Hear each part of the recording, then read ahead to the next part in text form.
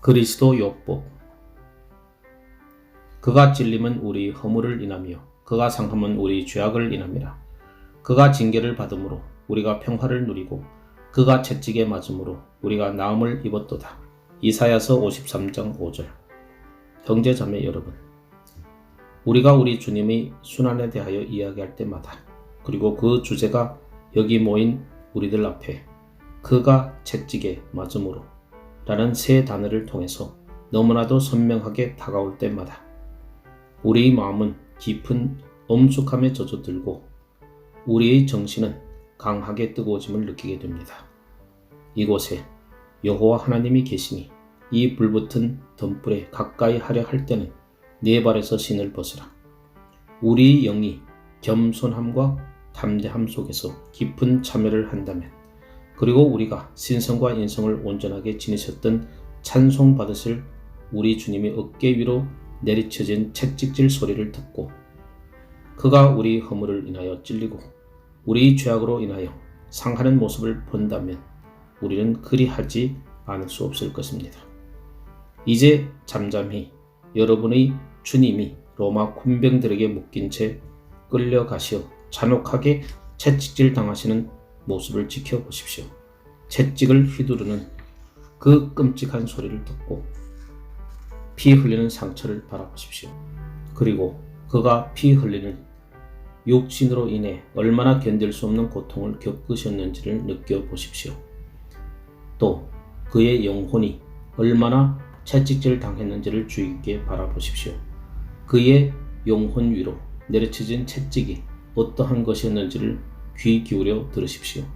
그리하여 마침내 그의 가장 깊은 내면이 얼마나 고통으로 신음하며 상하고 우리를 위해서 감당하신 그 고통이 얼마나 견딜 수 없는 고통으로 그를 괴롭혔는지를 지켜보십시오. 저는 제 심령이 다른 생각으로 전혀 방해받지 않은 채 이 엄숙한 주제에 대해 묵상할 수 있기를 갈망합니다. 또한 저는 우리의 심령이 그분에 대한 넘치는 감사로 우리 안에서 녹아질 때까지 속력전하신 사랑의 이 비할 데 없는 고난에 대하여 여러분과 함께 묵상할 수 있기를 기도드립니다. 형제 자매 여러분, 예수님이 고통스러운 채찍을 맞으시던 그 현장에 우리가 실제로 있었음을 기억하시기 바랍니다. 그에게 고통을 준 것들의 괴수가 바로 나의 죄, 나의 끔찍한 죄였구나. 나의 악행 하나하나가 그의 손과 발을 찌르는 못이었고, 나의 불신 하나하나가 그의 몸을 찌르는 창이었구나. 우리는 그가 당하신 간고에 대해 분명히 책임이 있습니다.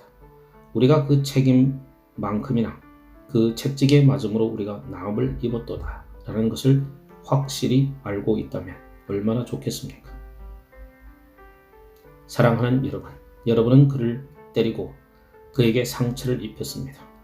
그러니 여러분이 그가 채찍에 맞음으로 우리가 나음을 입었도다 라고 말하기 전까지는 절대 평안에 쉬지 마십시오. 그가 맞은 채찍으로 우리가 나음을 입었다면 우리는 이 고난받는 분에 대해 인격적이고 친밀한 관심을 가져야 합니다. 우리는 우리 자신의 손을 이 위대한 희생자 위에 올려놓아야 합니다. 그리고 그를 우리를 대신해서 바쳐진 희생양으로 받아들여야 합니다. 그리스도가 맞으셨다는 것을 알면서도 그가 채찍에 맞음으로 우리가 나음을 입었도다 라는 것을 모른다면 그것은 참으로 비참한 일이기 때문입니다. 저는 이 예배를 마치고 집으로 돌아가면서 그렇습니다. 당신의 이름이여 높이 찬양 받으소서. 그가 채찍에 맞음으로 내가 나음을 입었도다. 죄의 질병은 십자가에 못 박히신 분의 옆구리에서 떨어지는 신성한 향유로 말미암아 깨끗이 나음을 입었도다. 분명 나를 파멸로 몰고 갔을 그 죽음의 병으로부터 나는 그의 고난과 그의 질고 그의 죽음으로 인해 회복되었도다 라고 말하지 않고 이 예배당을 나가는 분이 한 사람도 없기를 하나님께 기도드립니다. 그리고 우리 모두가 그가 채찍에 맞음으로 우리가 나음을 입었도다 라고 말할 수 있게 되기를 간절히 기도드립니다. 1. 핵심은 역시 하나님께서 죄를 질병으로 간주하시는 것. 소중한 것들이요, 무엇보다도 먼저 이 말씀 속에서 하나님께서 죄를 질병으로 취급하신다는 사실을 주의 깊게 살펴보시기 바랍니다. 만일 죄가 하나님에 의해 질병으로 간주되지 않았다면 우리는 그 치유에 대해 이야기할 필요조차도 없을 것입니다. 그것은 단순한 질병 이상입니다. 그것은 의도적인 범죄입니다. 그러나 그것은 또한 여전히 질병이기도 합니다. 범죄에서 마음의 병이 가지고 있는 부분과 분명하게 의도적인 부분으로 따로 떼어놓기가 매우 어려울 때가 종종 있습니다. 우리 스스로가 이것을 나눌 필요는 없습니다. 우리가 스스로를 변명하기 위해서 그렇게 하기를 원한다면 그것은 단지 우리의 죄를 더욱 증가시키는 결과밖에는 되지 않을 것이기 때문입니다. 그리고 우리가 그 밖의 다른 이유로 그것을 행한다면 우리는 너무나 편파적이어서 결과적으로 스스로 심판의 날에 받게 될 시험을 더욱더 견뎌낼 수 없는 것으로 만들 우리 죄의 일종의 일시적 진통제를 놓는 것일 뿐이기 때문입니다. 지금 이 순간도 하나님께서 죄를 질병으로 간주하기로 하신 것은 전적으로 인간을 향한 자비를 베풀기로 정하신 그의 강한 의지와 그의 주권 그리고 그의 원하신 은혜 때문입니다. 그는 자신으로부터도 또 우리로부터도 죄가 너무나 크고 가슴 아픈 잘못이었음을 숨기지 않으십니다. 그는 그것에 범죄, 죄악, 허물 그리고 그 밖의 다른 이름들을 붙여 그 모습을 보여주려 하십니다. 성경에서 우리는 결코 단 한 번도 죄에 대한 용서나 그 가증스러운 모습을 감해서 말하는 것을 발견하지 못합니다. 그러나 우리를 향해 자비를 베푸시고 은혜롭게 대해 주시기 위해 주님은 그것을 병으로 간주하시고 우리에게 오셔서 우리를 악한 영으로부터 치유하시기 위해 마치 의사가 자신의 환자를 치료하듯이 우리를 치유해 주시기를 기뻐하십니다. 1. 본래 아담은 죄 없는 인간으로 창조되었습니다. 먼저 죄는 그것이 인간이 창조될 때 그가 지닌 본질적인 부분이 아니라는 점에서 병입니다. 그것은 가증스러운 것입니다. 그것은 처음에는 인간의 본성 속에 존재하지 않았습니다. 하나님은 인간을 완전한 자로 만드셨습니다. 창조자의 손에서 막 창조되었을 때 우리 첫 조상인 아담은 죄로 인한 조그마한 흠도 죄의 흔적조차도 없는 자였습니다. 그는 건강한 영혼이 들어있는 건강한 육신을 가지고 있었습니다. 원래 하나님께서 인간을 만드셨을 때 그에게는 어떠한 악의 경향도 없이 순결하고 완벽하게 창조되었습니다. 그리고 죄는 인간의 어떤 영역에도 침범해 들어와 있지 않았습니다. 죄는 우리 밖에서 우리 안으로 침입해 들어온 것입니다. 사탄은 우리 인간을 유혹하며 다가왔고 죄는 우리 안으로 들어와 그 안에 사망을 잉태하였습니다. 그러므로 어떤 인간도 어떤 의미에서는 죄의 지배를 받는 것을 창조주이신 하나님께 돌릴 수 없습니다. 우리는 죄를 인간과는 관계없는 어떤 것, 우리 본성 속에서 결코 인정된 자리를 가질 수 없었던 어떤 것, 파괴적이고 혼란스러운 어떤 것, 우리 육신을 파고들어 독을 찔러 넣었을 뿐만 아니라 우리 본성 속에 들어와 살고 있어 오직 하나님의 주권적 은혜만이 뽑아낼 수 있는 독침으로 바라보아야 합니다. 2. 생명의 균형을 마비시키기에 죄는 질병입니다. 두 번째로, 마치 질병이 우리 몸의 모든 기능을 파괴해 놓듯이 그것이 우리 모든 기능을 마비시켜 놓고 생명력의 균형을 깨뜨린다는 점에서 죄는 질병과 같습니다. 사람이 병이 들어 아프면 그에게 관계된 모든 기능들은 제 기능을 가지지 못합니다. 맨 먼저 바이러스의 존재를 드러내는 특별한 몇 가지 증세들이 있습니다. 그러나 몸의 어떤 능력이든지 상하게 되면 반드시 나머지 기능들도 안정을 잃어 전체 질서가 깨어지듯이 죄는 인간의 영혼 속에 들어와 그것을 완전히 마비시켜 놓았습니다. 때로는 열정이라는 것이 인간을 온통 사로잡을 때가 있습니다. 열려져 있어야만 하는 것들이 억압되어 마침내 그 억압으로 인해 범죄가 되기도 하고 그 자체로는 옳은 것이었을지도 모르는 것이 지나치게 깊이 빠져들어 적극적인 악으로 자라나기도 합니다. 우리를 악하게 만들고 우리와 관계된 모든 것들을 악하게 만들어 우리로 하여금 알지도 못할 고난을 겪게 만드는 것이 바로 죄입니다. 가장 악한 것은 우리가 스스로는 악행자라는 것을 쉽게 깨닫지 못한다는 사실입니다. 그리고 우리와 동일한 모습을 살아가고 있지 않는다는 이유만으로 의롭게 살아가는 다른 사람들을 비판하기 시작합니다. 바로 그러한 우리 모습이 악한 것임에도 불구하고 우리는 죄로 물든 우리 모습의 정당함의 표준인 양 생각하며 그들이 잘못되었다고 말합니다. 인간이 죄의 세력하에 있는 한 그의 영혼은 자신의 모든 기능을 파괴해버리고 자기의 모든 영역에서 바른 행위들을 앗아가버린 병의 세력하에 놓여 있는 것입니다. 하나님은 죄를 병으로 간주하십니다. 그러므로 우리는 그가 그것을 본래의 모습, 즉 징벌을 받아 마땅한 범죄로 보지 않으시고 스스로 은혜롭게 낮아져서 죄를 단번에 척결해 주신 것으로 인해 그에게 감사를 드려야 합니다. 3. 도덕적 능력을 약화시키기에 죄는 질병입니다.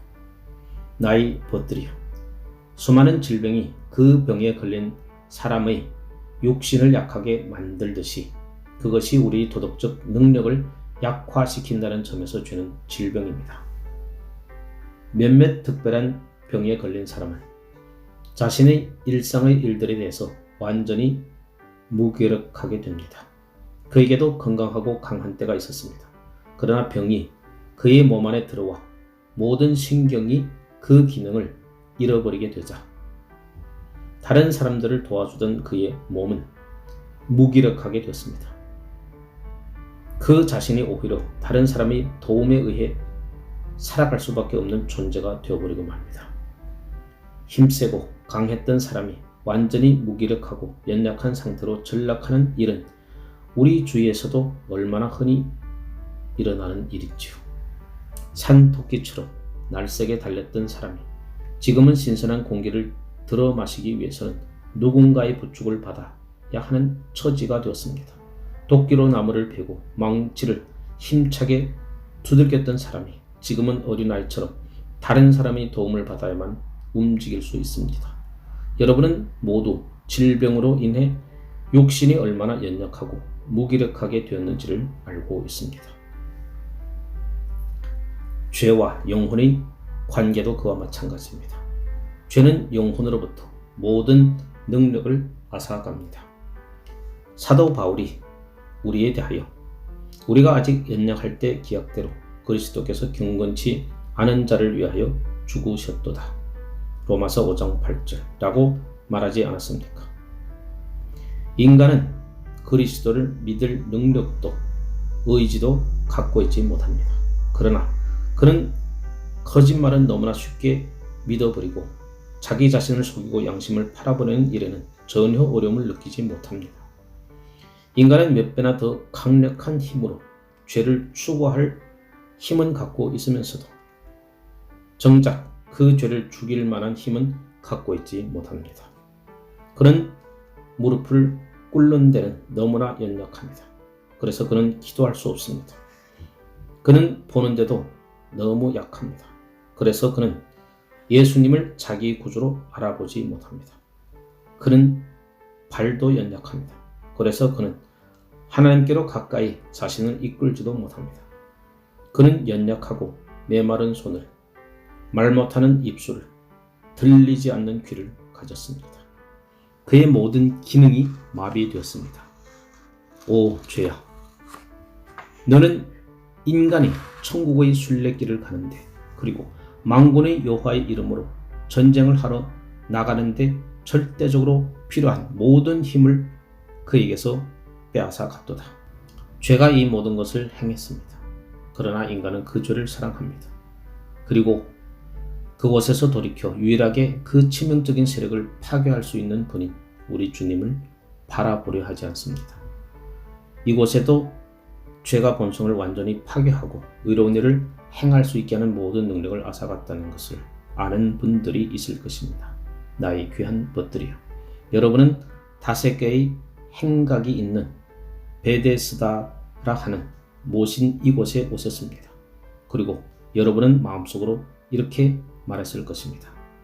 오, 그 위대하신 치료자께서 나를 찾아오시어 치유해 주시기를.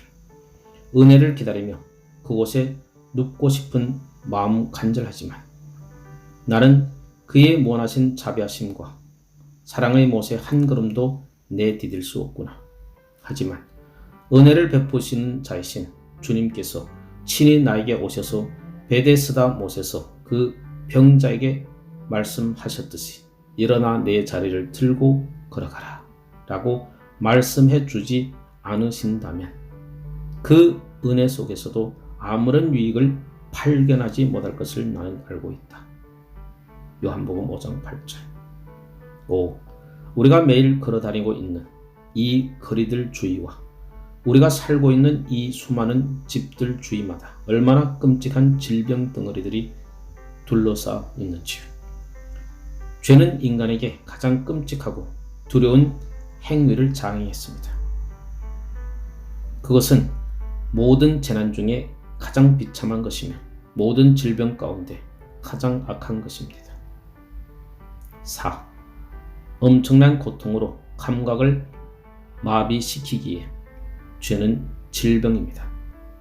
죄는 또한 그것이 엄청난 고통을 수반하거나 경우에 따라서는 모든 감각을 마비시킨다는 점에서 질병과 같습니다. 저는 사람들이 둘 중 어느 쪽을 택할지는 모르겠습니다. 온통 고통으로 가득 차 신음해야 하는 병에 걸리는 쪽을 택할 것인지, 아니면 갑자기 마비증에 걸려 아무것도 느끼지 못하는 쪽을 택할 것인지 말입니다. 영적 세계에서는 둘 중에 후자가 더 좋지 않은 경우입니다. 아무것도 느끼지 못하는 듯이 보이는 죄인들이 있습니다. 그들은 죄를 짓지만 그들의 양심은 그것으로 인해 전혀 괴로워하지 않습니다. 그들은 일부러 더 깊은 죄 속으로 빠져들어갑니다. 그리고는 그리스도를 부인합니다.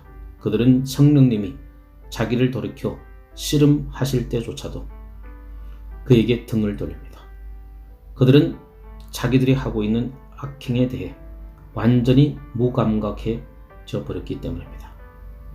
그들은 느끼지도 못하고 느낄 수도 없습니다.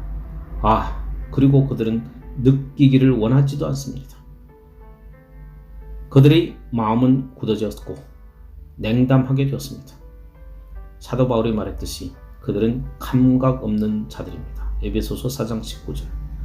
그들은 다가올 심판에 대해 듣거나 읽어도 주님 앞에 무릎 꿇지 않습니다. 그들은 그의 고난에 대해 듣지만 완전히 무감동한 채 있을 뿐입니다. 그들은 그의 고난에 대해 아무런 연관성도 발견하지 못하며 그것이 자신에게 무엇을 의미하는지조차도 거의 깨닫지 못합니다. 영광의 주님을 죽게 만든 죄가 그들에게는 너무나 귀한 존재입니다. 이 마비증, 모든 능력의 이 완전한 죽음은 죄의 질병이 지닌 가장 끔찍한 모습입니다. 어떤 사람에게 죄는 끊임없는 비참함을 일으킵니다. 저는 지금 참회로 이끄는 거룩한 슬픔에 대해 말하고 있는 것이 아닙니다. 죄는 결코 우리를 참회로 인도하지 않습니다.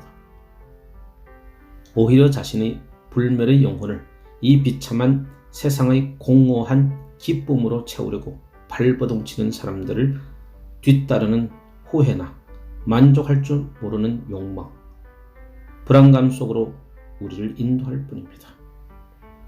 자기가 원하고 바라던 것을 모두 얻었음에도 불구하고 여전히 더 많은 것을 바라는 사람들이 이 세상에는 얼마나 많습니까? 자기가 가진 모든 욕망을 가득 채우려고 하는 사람은 마치 바다의 짠물을 들이키려는 사람과 같습니다. 그들의 목마름은 채워지기는커녕 오히려 그것으로 인해 더욱더 깊어질 뿐이기 때문입니다. 제 말을 믿으십시오.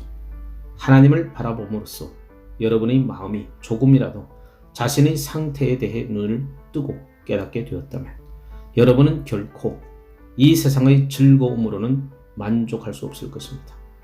여러분이 영적 마비에 걸려 있다면 여러분은 아무것도 느끼지 못할 것입니다. 그러나 그것은 죽음의 신호일 뿐입니다. 그러나 여러분 안에 조금이나마 영적 생명력이 살아있다면 죄를 더 많이 지으면 지을수록 여러분의 마음은 더욱더 불안하고 괴로워질 것입니다. 몇몇 사람들이 생각하듯이 어떤 식으로든 만족을 찾으려고 죄 가운데 더욱 깊이 자신을 던지거나 넘치는 술잔 속으로 모든 근심 걱정을 깊이 잠겨버리거나 훨씬 더 사악한 탐욕 속으로 돌진에 들어가거나 혹은 자신의 무모함을 보여주려고 몸부림침으로써 여러분이 얻을 수 있는 평안의 길은 아무것도 없습니다. 이 질병은 그것을 배부르려고 채우려고 하면 할수록 더욱 배고픔을 느끼게 할 뿐이고 갈증을 채우려고 하면 할수록 더욱더 타는 듯한 갈증만 느끼게 할 뿐입니다. 5. 강한 전념성을 지녔기에 죄는 질병입니다. 죄는 또한 그것이 종종 강력한 전념성을 낳는다는 점에서 병과 같습니다. 몸속에 있는 모든 병들은 어떤 형태로든지 그 몸을 병으로 오염시킵니다. 현미경을 가져와 병에 걸린 부분을 자세히 들여다보십시오. 그러면 여러분은 그곳에 너무나도 혐오스러운 병균이 있음을 발견하게 될 것입니다. 그와 마찬가지로 영혼 속에 있는 죄는 하나님이 보시기에 너무나도 끔찍하고 추하게 우리의 영혼을 오염시킵니다. 다른 사람들이 보지 못하도록 숨길 수 있는 죄에 오염된 사람들은 사회 속에서 자기들의 위치를 차지하고 바르게 살아가는 것처럼 보입니다. 그러나 마치 늙은 문둥병자의 나병처럼 이마 위에 구름처럼 피어난 확연한 죄가 드러난 사람도 있습니다. 겉으로 드러나 누구나 그 추한 모습을 볼 수 있는 죄가 있는 것입니다. 그가 내뱉는 말이 그 추함을 드러내고 그의 걸음걸이, 그의 대화가 그의 마음 안에 무엇인가 잘못되어 있음을 드러냅니다. 죄인이 스스로가 죄에 물든 존재임을 들여다본다면 얼마나 두렵고 끔찍한 일이겠습니까?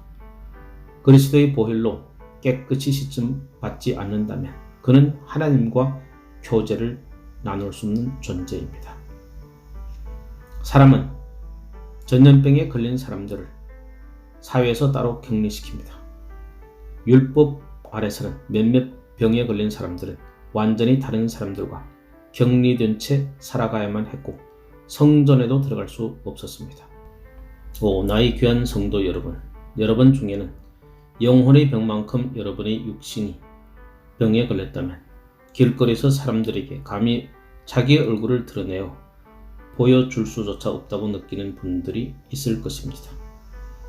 예수님이 보혈로 이미 씻음받은 우리들 가운데도 스스로가 너무나 더럽고 추악하다고 느껴져서 더 이상 존재하지 않을 수만 있다면 그 마지막 순간을 복으로 여기며 환영할 사람들이 있을 것입니다. 제게도 죄의 의식 속에서 감히 기도하는 것조차 두려워했던 때가 있었습니다. 저는 신음 속에서 기도를 토해내었지만 이 땅도 분명히 나 같은 죄인을 떠받치고 싶지 않을 것이고 자기의 궤도를 운행하고 있는 저 별들도 이렇게 더러운 나에게 악에 찬 불화살을 쏘고 싶을 것이라고 생각될 뿐이었습니다. 아마도 여러분 가운데도 저와 동일한 마음을 품은 사람들이 있을 것입니다. 그러나 이제 저는 기쁨 속에서 외칠 수 있습니다. 그러나 우리는 이제 깨끗이 씻기었다. 그러나 이제 우리는 거룩하게 되었다. 우리는 주 예수님과 성령님의 이름으로 의롭게 되었다. 우리가 걸렸던 병은 가장 심각한 문둥병보다도 더 심한 것이었고 가장 끔찍한 열병보다도 더 전염성이 강한 것이었습니다. 그것은 수종보다도 더 끔찍하게 우리 얼굴과 몸을 추하게 만들었으며 우리 안에서 인간의 육신이 걸릴 수 있는 가장 지독한 병보다도 더 심하게 우리를 고통스럽게 했습니다. 저는 제가 보여드리려고 애썼던 그 그림이 아무리 끔찍한 것이라 해도 사람들이 단지 그것을 볼 수만 있게 해달라고 하나님께 간구드립니다. 그때서야 비로소 죽음을 기다리는 범죄가 아닌 치유받아야 할 병자로 인간을 대하시는 것이 하나님이 우리에게 주는 가장 위대한 은혜임을 알게 될 것이기 때문입니다. 6. 점점 심해져 치명적이 되기에 죄는 질병입니다. 죄는 인간 안에서 자라나는 성향을 지니고 있고 언젠가는 그에게서 치명적인 것으로 드러나게 될 것이라는 점에서 질병과 같습니다. 여러분은 병에게 여기까지만 오라. 그러나 더 이상은 안 된다. 라고 말할 수 없습니다. 매우 천천히 오는 것처럼 보이지만 그러나 아주 분명하게 찾아오는 병이 있습니다. 처음에는 열로 인해 얼굴이 발갛게 달아오르고 기침이 나오기 시작하며 숨쉬기가 고통스러워집니다. 그러면 어느 때인가 우리는 자신이 폐결핵에 걸렸음을 느끼기 시작합니다. 그러나 너무나도 금세 자기 정정함과 혈기왕성함을 자랑했던 사람들에게는 잔인할 만큼 금세 그들이 마치 걸어다니는 해골과 같아집니다. 그들 안에 들어간 질병이 이미 마술을 뻗치고 그들을 그대로 내버려 두지 않기 때문입니다. 그러니 나이 보시오. 죄가 여러분 안에 있는 한 여러분은 원한다면 그것을 없애버릴 수 있다고 자신을 속여서는 안 됩니다. 왜냐하면 여러분은 그것을 없앨 수 없기 때문입니다. 그것은 여러분보다 더 높은 능력을 갖고 계신 자가 그것을 쫓아내 주셔야만 가능합니다. 그 병은 위대한 치유자가 치유해 주셔야만 합니다. 그렇지 않으면 그것은 여러분이 죽을 때까지 계속해서 자라날 것입니다. 그리하여 마침내 죄가 장성한 즉 사망을 낳게 될 것입니다.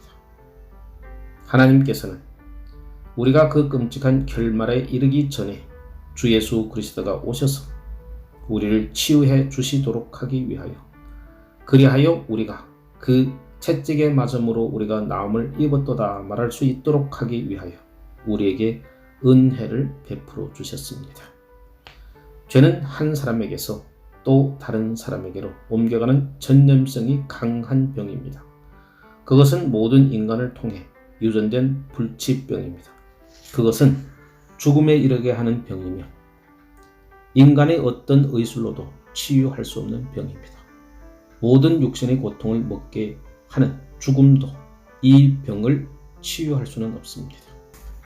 그것은 더러운 자는 그대로 더럽게 하라는 명령에 의해 계시록 22장 11절 불멸의 인장이 찍힌 후에야 영원함 속에서 자기가 지닌 가장 강력한 힘을 드러냅니다. 사실 그것은 여러분이 날 때부터 지니고 있었고 우리가 지금 이야기하고 있는 이 경이로운 치료약이 여러분 안에 받아들여져서 하나님이 선한 기쁨으로 역사하시지 않는다면 그리하여 여러분으로 하여금 그가 맞은 채찍으로 우리가 남을 입었도다 라고 말할 수 있게 하지 않는다면 영원히 여러분 몸속에 지니고 있는 병이었습니다. 2. 하나님이 처방하고 선포하신 치료약. 이제 두 번째로 우리는 본문 속에서 하나님이 자기가 제공하신 치료약을 선포하고 계심을 봅니다. 그의 귀한 독생자이신 예수 그리스도는 우리 본성을 취하시고 우리를 대신하여 십자가에서 고난을 받으셨습니다. 그리고 하나님께서는 우리가 그 채찍에 맞음으로 우리가 나음을 입었도다 라고 말할 수 있게 하기 위하여 우리 모두를 위해 그를 버리셨습니다. 2. 천국의 치료약인 그 채찍을 바라보십시오. 귀한 벗들이여. 먼저 예수님께서 몸과 영혼으로 맞으신 그 채찍을, 그 천국의 치료약을 바라보십시오. 그분의 모습을 여러분의 마음의 눈앞에서 그려보십시오.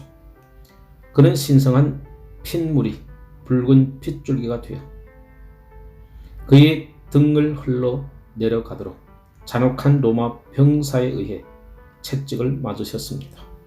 그러나 그가 내면의 가장 깊은 고뇌 속에서 나의 하나님, 나의 하나님, 어찌하여 나를 버리셨나이까? 라고 외치도록 그의 영혼 또한 채찍에 맞으셨습니다. 마태복음 27장 46절.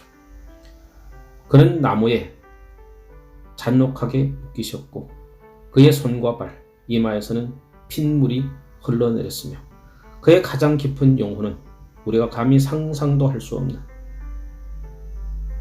죽음 속으로 냉동이 쳐졌습니다. 그는 우리 무리의 죄악을 담당하셨습니다. 그가 징계를 받음으로 우리가 평화를 누렸습니다. 그가 찔림은 우리 허물을 인함이었고 그가 상함은 우리 죄악을 인함이었습니다. 여러분이 죄의 병으로 나음을 입고자 한다면 여기 그 치료약이 있습니다. 이것이 유일한 치료약이 아닙니까? 의사들은 우리를 치료하는 동안에도 우리에게 고통을 줍니다. 그러나 여기 계신 우리 치료자는 홀로 우리의 모든 고통을 담당하셨으며 그것으로 우리를 치유해 주십니다. 여기에는 우리가 감당해야 할 고통이 없습니다. 그가 모두 감당하셨기 때문입니다. 그는 고난받으셨고 신음하셨으며 죽임당하셨습니다. 우리가 나음을 입은 것은 바로 그의 질고와 고통으로 인한 것입니다. 2. 그리스도의 고난은 대속의 고난입니다. 그렇다면 이제는 그리스도의 고난이 대속의 고난이었음을 기억하십시오. 그는 우리가 그 자리에 설 수 있도록 하기 위하여 우리 자리에 대신 서신 분입니다. 그는 친히 우리의 죄를 담당하셨습니다. 그리고 그것으로 인하여 죄가 받아야 할 징벌을 감당하셔야 했고 또한 그것을 감당하셨습니다. 이것이 예수 그리스도께서 친히 우리 질고를 지시고 우리 질병을 감당하심으로써 우리가 나음을 입는 길입니다. 이 대속의 교리는 모든 진리 가운데 가장 위대한 진리입니다. 그동안 저는 오직 이 진리만을 계속해서 전해왔습니다. 비참한 죄인에게 자신을 위해서 구주가 되신 죄를 감당하시고 슬픔을 지으셨다는 소식보다 더 좋은 소식이 어디에 있겠습니까? 그리스도의 대속 교리를 제하여 버린다면 여러분은 복음의 가장 중요한 핵심을 오려내어 버리는 것입니다. 피는 그의 생명인 즉 신명기 12장 23절. 그리고 피의 속죄가 단지 들러리에 불과한 것이 되어버린다면 여러분은 생명이 전혀 없는 복음을 전하고 있는 것입니다. 그러나 오 불쌍한 영혼이여, 당신이 예수님이 그리스도라는 것과 그리스도가 당신의 죄를 담당하시어 자기 몸에 지시고 의인으로서 불의한 자를 대신하셨으니 이는 우리를 하나님 앞으로 인도하려 하심이라. 베드로 전서 3장 18절라는 사실과 그가 그것을 위하여 십자가 위에 죽으셨다는 것을 믿는다면 당신은 구원을, 영원한 구원을 얻을 것입니다. 이것은 그가 채찍에 맞음으로 우리가 어떻게 나음을 입었는가에 대한 대답입니다. 이 대속 교리를 받아들이십시오. 그리하면 여러분은 그것으로 인하여 구원을 얻을 것입니다. 누군가 어떻게 하면 제가 이 속죄를 저희 영혼에게 적용시킬 수 있습니까? 라고 묻습니다. 환자는 치료받기 위하여 먼저 자기의 상처를 보여줍니다. 그리고 병의 진행 정도를 드러내 보여줍니다. 그런 다음 하나님이 보내신 치료자를 보내달라고 강구합니다. 그러면 그리스도에 대한 믿음은 그 상처 위에 발라진 연고를 싸매어주는 붕대가 됩니다. 당신이 예수 그리스도를 믿는다면, 당신이 죄를 속죄하기 위해 보내신 아들에 대한 하나님의 증거를 받아들이고 오직 그에게만 구원을 맡긴다면 당신은 구원받을 것입니다. 믿음, 즉 신뢰는 상처에 연고를 발라주고 복된 향유가 우리 안에 있는 독을 완전히 없애도록 그것을 붙어 있게 하는 손과 같습니다. 여러분을 위해 죽으신 그분께 자기를 맡겨 드리십시오. 그리하면 여러분은 구원을 얻을 것입니다. 그리고 계속해서 그분을 믿고 신뢰한다면 여러분은 날마다 그의 속죄의 능력과 그가 맞은 채찍을 통해서 부어진 그 경이로운 치유를 경험하게 될 것입니다. 회개는 치유의 맨 처음에 나타난 징표입니다. 교만한 사람이 자신을 내어 맡기고 엎드러질 때 비참한 영혼이 깨어지고 자신의 죄를 감추려고 부풀어 올랐던 영혼이 죄에 대한 인정과 고백으로 터져버릴 때, 그때 그들은 예수의 채찍으로 나음을 입은 자들입니다. 그리고 이것이 바로 죄로 인해 병든 영혼을 위한 하나님의 놀라운 치료약입니다. 3. 스스로 만든 약으로는 나음을 입지 못합니다. 그러나 여러분에게 간곡히 권고합니다. 여러분이 갖고 있는 어떤 것으로도 하나님이 치료약을 방해하지 못하게 하십시오. 그가 채찍에 맞음으로 우리가 나음을 입었도다. 여러분은 기도가 우리를 어디로 인도하는지를 봅니다. 그것은 치유하지 못하지만 치료약을 구할 수는 있습니다. 여러분은 믿음이 우리를 어디로 인도하는지도 봅니다. 여러분을 치유하는 것은 믿음이 아니지만 그것은 그 위대한 치료약을 인간에게 발라주는 역할을 합니다. 여러분은 참회가 우리를 어디로 인도하는지도 봅니다. 그것은 치유하는 것은 아니지만 치유의 한 부분으로 복된 치료약이 영혼 안에서 역사하기 시작했다는 첫 번째 신호가 됩니다. 그가 채찍에 맞음으로 우리가 나음을 입었도다. 여러분은 이 사실에 주목하십니까? 죄인이 치유는 그 자신에게도 그 인격에도 그가 느끼는 것에도 그의 행함에도 그의 맹세에도 그리고 그의 약속에도 있지 않습니다. 그것은 그 자신에게 있는 것이 아닙니다. 그것은 반석, 곧 온통 하나님의 아들의 피로 물들었던 가바다에 있고 해골의 곧 그리스도의 고뇌를 지켜보았던 골고다에 있습니다. 치유는 그가 맞으신 채찍에 있습니다. 저는 여러분에게 간청합니다. 여러분 자신을 채찍질하지 마십시오. 그가 채찍에 맞음으로 우리가 나음을 입었습니다. 저는 여러분에게 간청합니다. 스스로를 강요해서 행하는 어떤 영적 금욕 행위도, 어떤 공포감도, 어떤 두려움에 의해서도 여러분이 나음을 입을 것이라고 생각하지 마십시오. 여러분의 나음은 여러분 자신의 채찍이 아닌 오직 그의 채찍 안에서만 받을 수 있습니다. 여러분의 질고가 아닌 그분의 질고 안에만 있습니다. 그리스도에게 나오십시오. 만약 여러분이 자신의 회개에 의지하고 싶은 유혹을 느낀다면 저는 여러분에게 간곡히 권고합니다. 여러분 자신의 회개를 예수님이 채찍과 경쟁하는 것으로 만들지 마십시오. 그렇게 된다면 그것은 적 그리스도가 될 것이기 때문입니다. 여러분의 두 눈이 눈물로 가득 넘친다면 눈물로 얼룩진 그 눈으로 십자가에 달리신 그리스도를 바라보십시오. 여러분을 구해주는 것은 여러분의 눈이 눈물로 젖었든 젖지 않았든 여러분이 바라볼 수 있는 그리스도지 여러분의 젖은 눈이 아니기 때문입니다.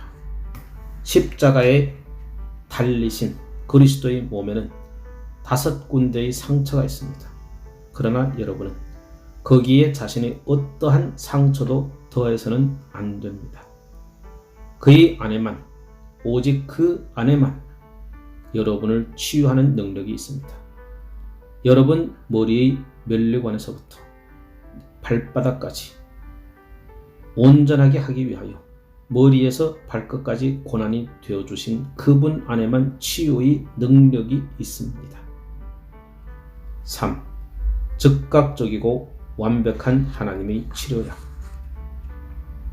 이제 저는 세 번째 묵상 내용을 말씀드림으로 끝을 맺으려고 합니다. 그것은 바로 하나님이 거룩한 치료약은 즉시 그 효력을 발휘한다는 사실입니다. 그가 채찍에 맞음으로 우리가 나음을 입었도다. 세상에 속한 사람에게는 그리스도의 고난이 아무런 감동도 주지 않는 이야기처럼 보일 것입니다. 그러나 예수의 채찍을 믿는 사람들은 그 치료약의 즉각적이고 완벽한 효과에 대한 분명한 증인들입니다. 우리들 가운데도 체험을 통해 우리가 나음을 입었도다 라고 말할 수 있는 사람들이 많이 있습니다. 그렇다면 우리는 과연 어떤 나음을 입었습니까? 1. 양심이 모든 병에서 나았습니다. 먼저 우리의 양심이 모든 아픈 상처로부터 나음을 입었습니다. 하나님은 그리스도로 인하여 만족해 하셨습니다. 그러므로 우리도 그것으로 인하여 만족함을 얻습니다. 그리스도로 인하여 하나님은 스스로의 영광이 전혀 손상되지 않고도 죄를 제거하실 수 있었습니다. 우리도 또한 그 대속 안에서 넘치는 기쁨으로 즐거워하며 온전히 만족해야 합니다. 우리는 이제 양심을 잠재우기 위한 다른 것을 필요로 하지 않습니다. 2. 죄를 사랑하던 우리 마음이 나았습니다. 그리스도의 상처를 통해 우리는 죄를 사랑하는 마음으로부터 나음을 입었습니다. 한때 죄를 사랑했던 우리 마음은 이제는 모든 죄를 미워하게 되었습니다. 우리 구속자가 우리 죄 때문에 죽으셨는데 어떻게 우리가 계속해서 그 안에 살아갈 수 있겠습니까? 죄에 대한 우리 이전 생각들은 완전히 변화되었습니다. 한때 우리에게 즐거움을 주었던 죄는 이제는 가장 극한의 고통만을 줍니다. 우리는 그것으로부터 자유로워져서 온전히 거룩하게 되기만을 갈망하게 되었습니다. 우리가 가슴속에 묻어두고 싶어하는 악은 이제 하나도 없습니다. 우리가 그리스도를 바라보고 그 안에서 죄의 용서함을 발견한 것과 그와 동시에 우리 본성 속에서 죄를 바라보는 우리 관점 자체가 완전히 변화되었다는 사실은 참으로 신기한 일인 듯 보입니다. 그러나 그것은 실제로 일어났습니다. 죄가 우리 안에 있는 동안 우리에게 아무런 소망이 없는 것처럼 느껴져 단지 계속해서 죄 속에서 거하며 더 많은 죄를 지을 수밖에 없었습니다.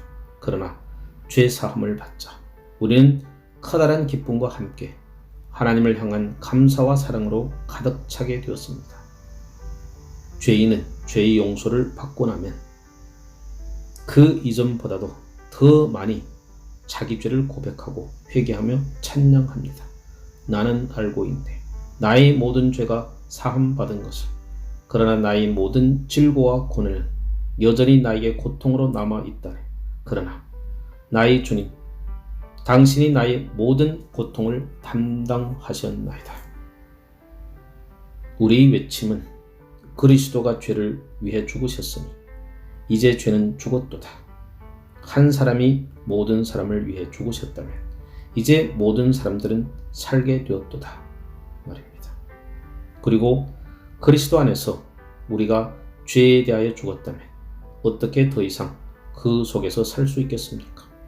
여러분은 세상의 도덕성을 다시 회복하기 위하여 이 세상에 있는 도덕성이란 도덕성을 모두 전할 때까지 오로지 그것에 대해서만 전할 수도 있습니다.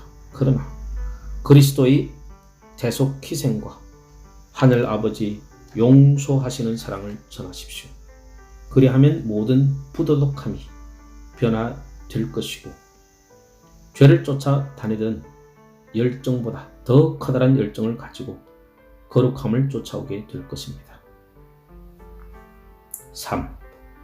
우리 반역하던 병이 나았습니다. 거룩한 하나님의 치료약을 통해 우리의 삶은 반역의 죄로부터 나음을 입었습니다. 이 치료약은 우리 심령 안에서 작용해 왔을 뿐만 아니라 우리 삶 속에서도 작용해 왔습니다.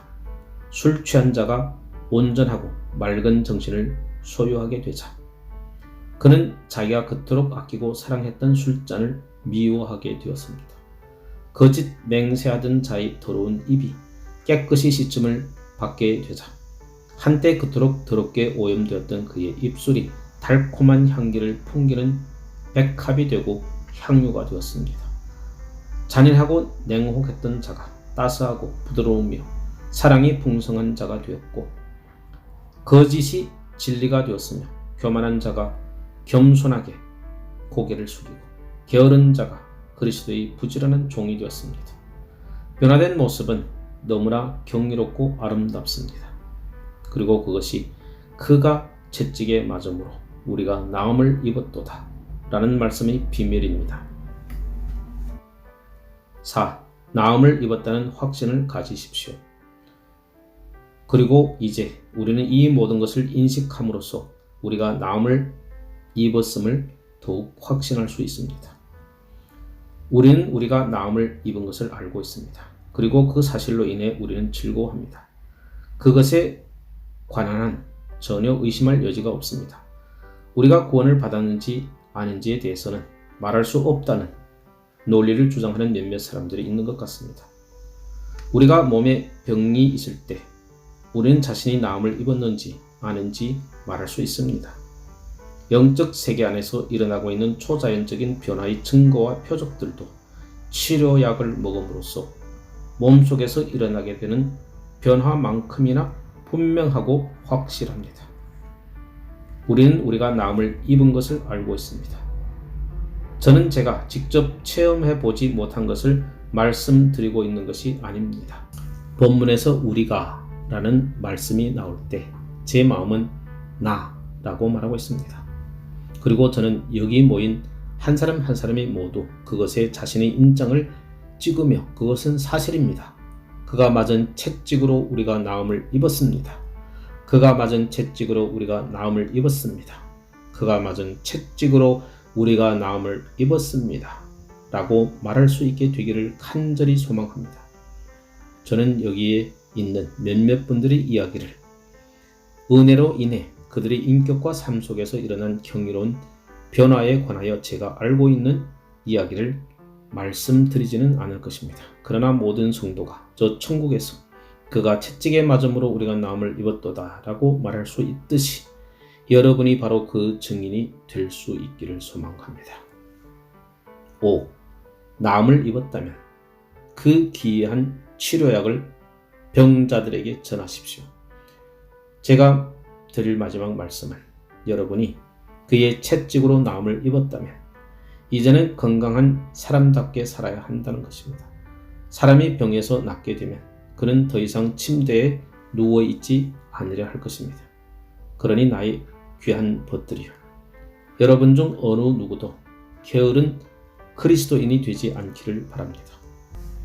사람이 나음을 입었다면 그는 계속해서 가만히 앉아서 불평하고 넋두리하고 한숨만 쉬고 있지 않을 것입니다.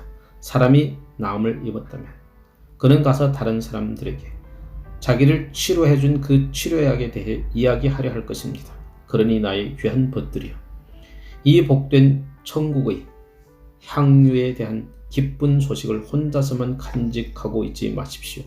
오히려 모든 곳에 가서 그 기쁜 소식을 전하십시오. 그가 채찍에 맞음으로 우리가 나음을 입었도다. 사람이 나음을 입었다면 그는 기뻐하며 희락 속에서 노래하기 시작할 것입니다. 그러니 가서 노래하십시오. 그리고 여러분의 숨이 끊어지는 그 순간까지도 주 하나님을 찬양하십시오. 그리스도가 치유하시면 다시 그 병이 그들에게 돌아오지 못한다는 것을 여러분은 이미 알고 있을 것입니다. 그의 치유는 평생의 치유일 뿐만 아니라 영원한 치유입니다. 악한 영이 스스로 사람에게서 떠나면 그는 항상 다시 돌아오되 다른 7 악한 영과 함께 돌아온다고 했습니다. 그러나 제가 확실히 말씀드리건대 그리스도가 악한 영을 쫓아내면 그것은 다시는 돌아올 수 없습니다. 강한 자가 악한 영을 쫓아냈을 때 그는 앞문이나 뒷문 어느 쪽으로도 다시는 그 악한 영이 들어오지 못하도록 자기가 빼앗은 집을 잘 지키고 보살피기 때문입니다. 자기 오른손과 거룩한 팔로 얻은 승리를 지키며 그는 용사의 빼앗은 것을 어떻게 도로 빼앗으며 승리자에게 사로잡힌 자를 어떻게 건져낼 수 있으랴. 이사야서 49장 24절 라고 외치면서 자기의 약탈품을 되찾으려는 적과 싸웁니다. 절대 악한 영은 그리할 수 없습니다. 그러니 여러분 안심하고 기뻐하며 여러분의 길을 계속 가십시오. 그리고 그가 채찍에 맞음으로 우리가 나음을 입었도다 라고 노래하며 그 길을 걸어가십시오. 그것은 결코 일시적인 치료약이 아닙니다. 그것은 한번 영혼 속으로 들어가면 그 영혼을 온전히 강하게 만들 건강함을 그 속에 잉태하는 약입니다. 그리하여 그는 마침내 자기 모든 형제 자매와 함께 높으신 하나님의 보좌 앞에 올라가 거룩한 자들과 함께 그가 맞은 채찍으로 우리가 나음을 입었도다. 피 흘려 죽으신 그리스도께 모든 영광이 있을지어다. 그에게 모든 영광과 위엄과 통치와 찬양이 세세무궁토록 있을지어다 라고 노래하게 될 것입니다. 그리고 나음을 입은 모든 자들은 이렇게 화답할 것입니다. 아멘, 아멘, 아멘.